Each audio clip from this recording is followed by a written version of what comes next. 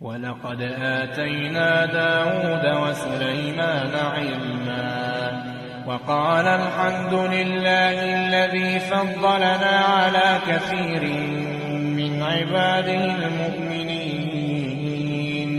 وَوَرِثَ سُلَيْمَانُ دَاوُودَ وَقَالَ يَا أَيُّهَا النَّاسُ عُلِّمْنَا مَنطِقَ الطَّيْرِ وَأُوتِينَا مِن كُلِّ شَيْءٍ إِنَّ هَٰذَا لَهُوَ الْفَضْلُ الْمُبِينُ.